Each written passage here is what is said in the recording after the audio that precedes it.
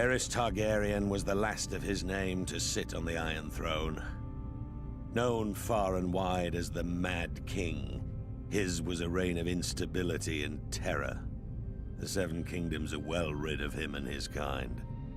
Oh, he may have appeared to be a capable ruler at first, but that was due in no small part to his counselors, led by the hand of the king, Tywin Lannister. There may have been years of peace and prosperity during Aerys's reign, but it was Tywin who was really running the country as Aerys spiraled further and further into insanity. The dragon spawn were famous for losing their minds.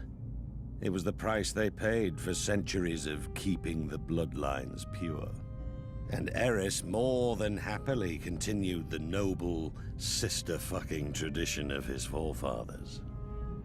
As the years passed, Aerys's behavior became increasingly erratic. He cut himself so often on his Iron Throne, many referred to him as King Scab, though never to his face.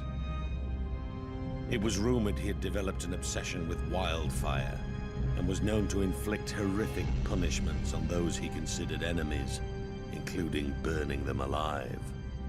As his paranoia and bloodlust grew, he had a bitter falling out with Lord Tywin, who had served the crown faithfully for 20 years. At least Tywin was able to leave the job with his life and fortunes intact. Subsequent hands of King Aerys weren't so fortunate. Then the Targaryens went too far. The Crown Prince Rhaegar abducted Lyanna Stark, daughter of Rickard Stark, the Lord of Winterfell. She was my betrothed. She was my beloved. Beautiful and spirited woman, and I loved her more than life itself. Rhaegar went south with Lyanna, hiding her away in Dorne. What harm he inflicted on the poor girl, the gods only know. Brandon Stark, Lyanna's eldest brother, was outraged. He rode to King's Landing to confront the king and demand his sister's safe return. Instead, Aerys had him executed, his father, Rickard Stark, as well.